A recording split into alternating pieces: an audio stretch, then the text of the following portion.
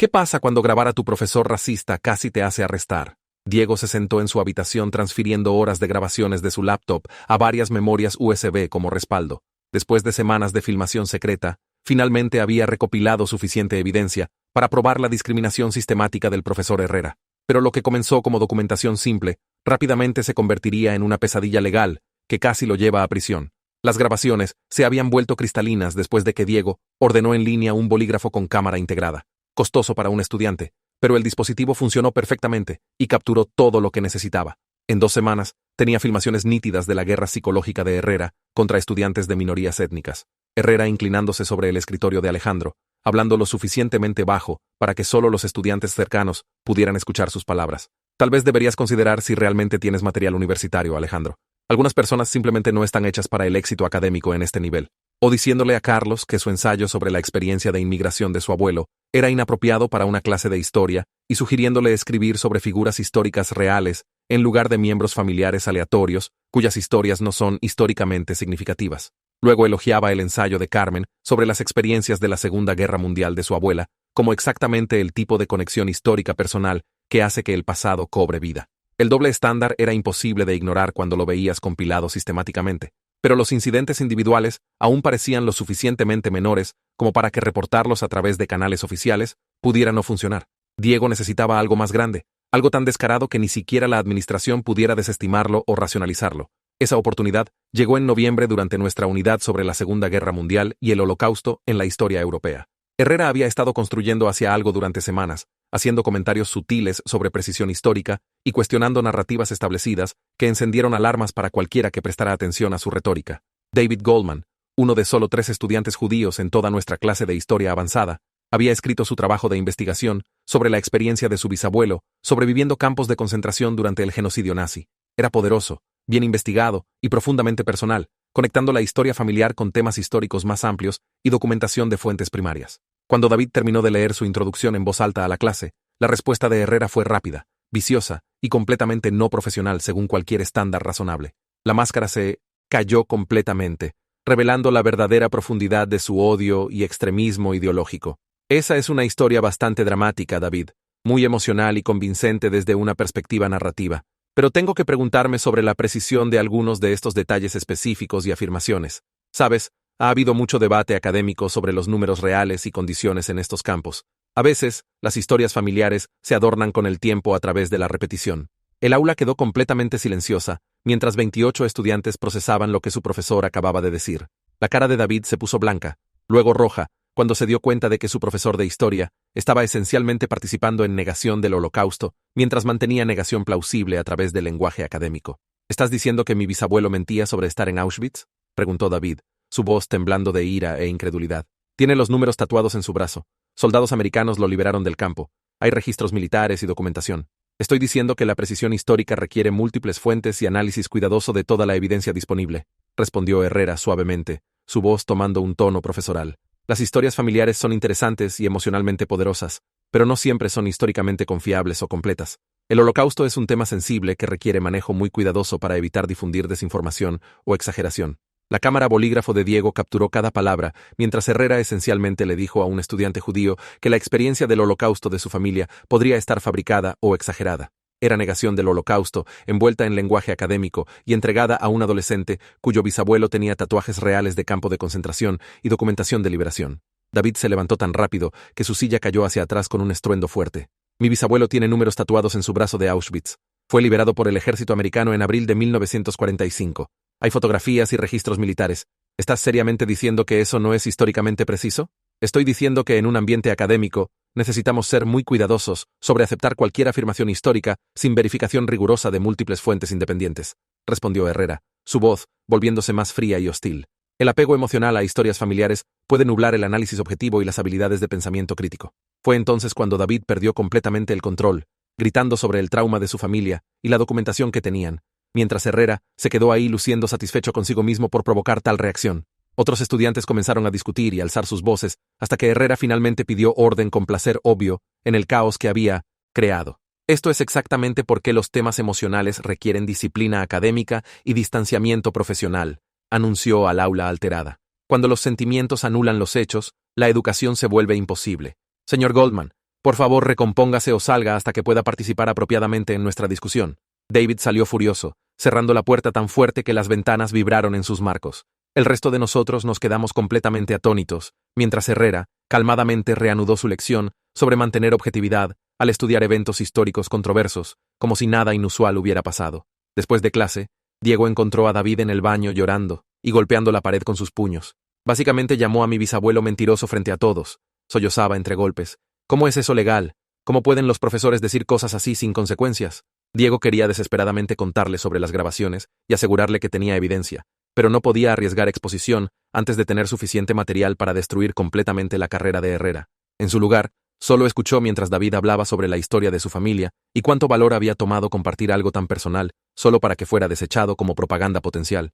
Esa tarde, David fue al director López con ambos padres, exigiendo acción inmediata contra la negación del Holocausto y comportamiento antisemita de Herrera. López escuchó cuidadosamente, tomó notas detalladas, luego explicó que las discusiones académicas a veces involucran desafiar diferentes perspectivas e interpretaciones de eventos históricos. El profesor Herrera no estaba negando que el Holocausto ocurrió, dijo López con precisión burocrática. Estaba alentando pensamiento crítico y evaluación de fuentes, que son habilidades académicas importantes para el nivel avanzado. Tal vez David malinterpretó la intención pedagógica detrás de la metodología de cuestionamiento. Los padres de David estaban absolutamente furiosos, pero sin grabaciones u otra evidencia concreta, se convirtió en otra situación de él, dijo, donde la administración automáticamente se puso del lado de la versión de eventos de su profesor veterano. El sistema fue diseñado para proteger profesores, no estudiantes. Fue entonces cuando Diego se dio cuenta de que tenía que hacer pública su evidencia, independientemente de las consecuencias personales o posibles cargos criminales. Los estudiantes estaban siendo abusados psicológicamente y discriminados sistemáticamente, mientras los administradores lo encubrían a través del lenguaje burocrático y negación plausible. Diego pasó todo el fin de semana editando un video de 20 minutos mostrando el patrón de Herrera de señalar racial y étnicamente, culminando en el incidente de negación del Holocausto con David. La evidencia era innegable cuando se compilaba sistemáticamente meses de abuso psicológico diseñado para empujar estudiantes minoritarios fuera de clases avanzadas. El lunes por la mañana, Diego subió el video simultáneamente a YouTube, Twitter, TikTok y Facebook.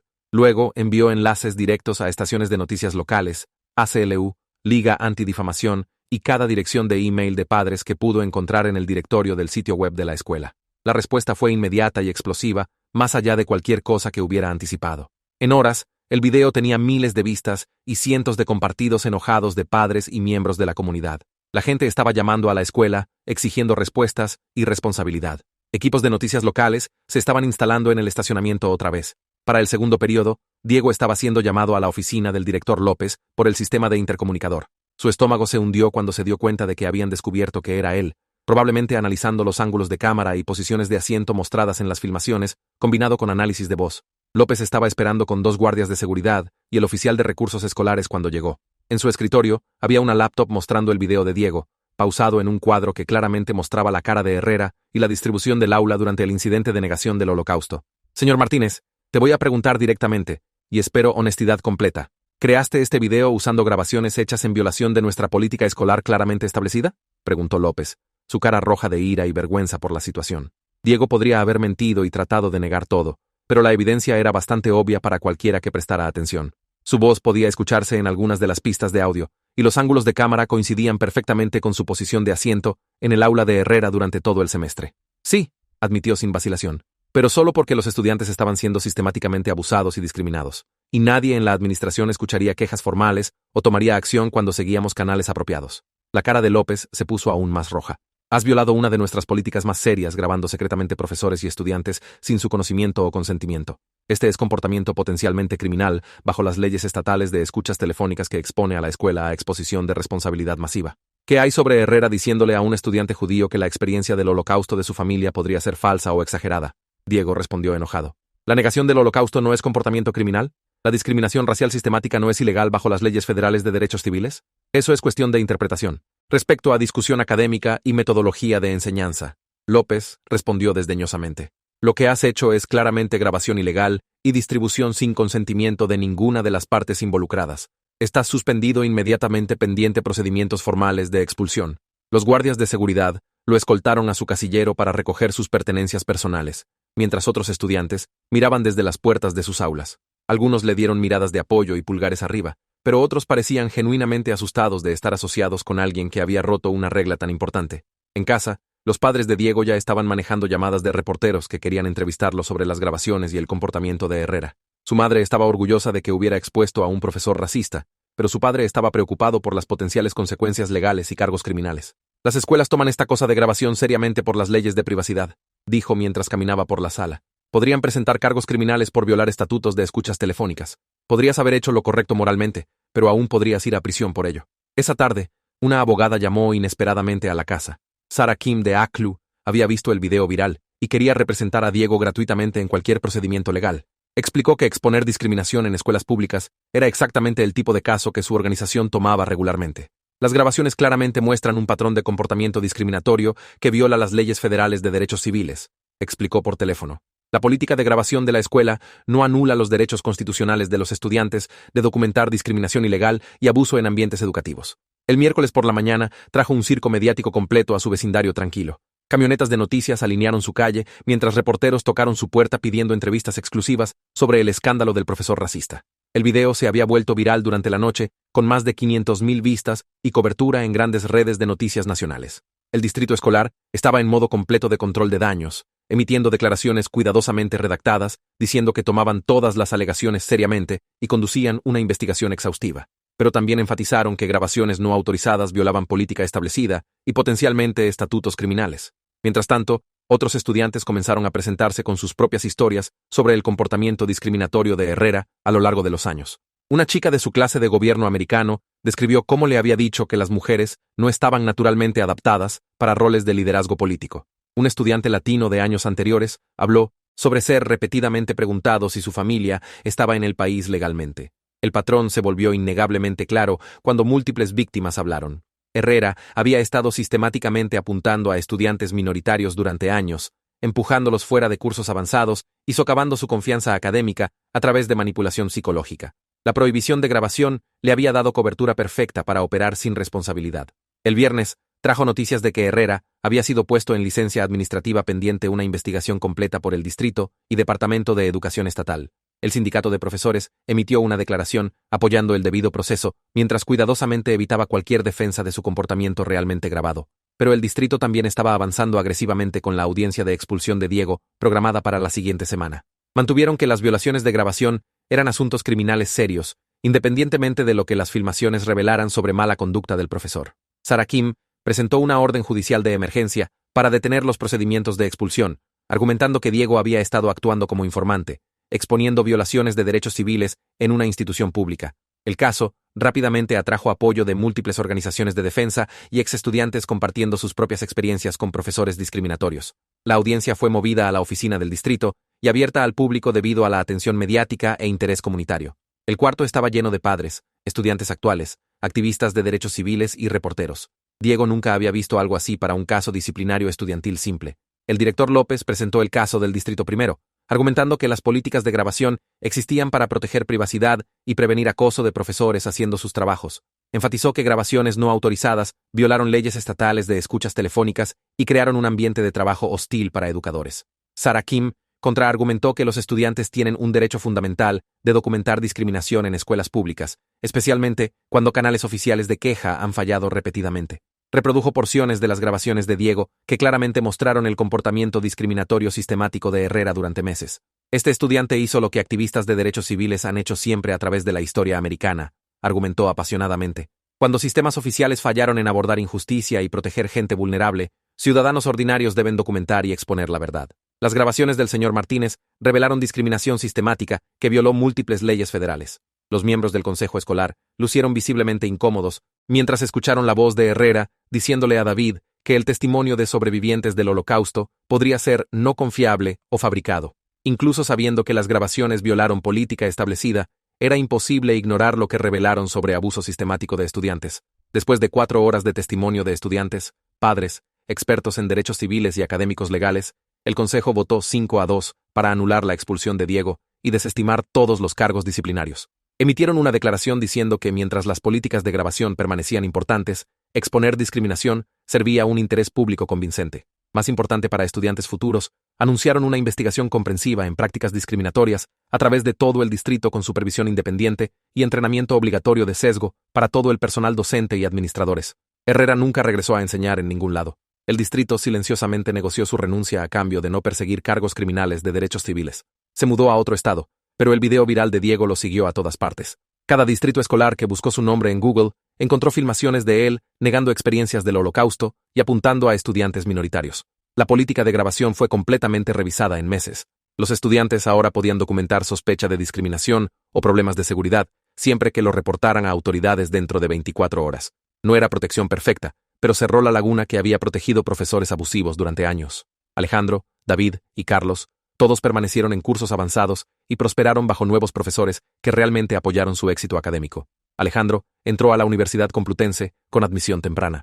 David ganó un concurso nacional de ensayos sobre confrontar negación del Holocausto. Carlos se convirtió en presidente del Consejo Estudiantil y mejor estudiante de la promoción.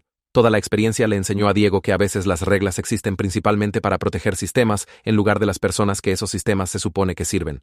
Cuando instituciones sistemáticamente fallan en abordar discriminación, ciudadanos ordinarios tienen que intervenir y documentar la verdad, independientemente de políticas diseñadas para mantener silencio.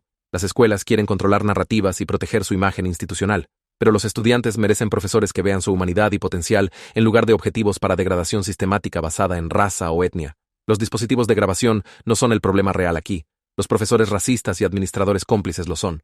2 años después, Diego aún recibe regularmente mensajes de estudiantes en otros distritos que han usado técnicas similares de documentación para exponer profesores discriminatorios y comportamiento abusivo. Las herramientas existen para hacer responsables a educadores, pero toma valor usarlas cuando administradores priorizan cumplimiento de políticas sobre justicia básica.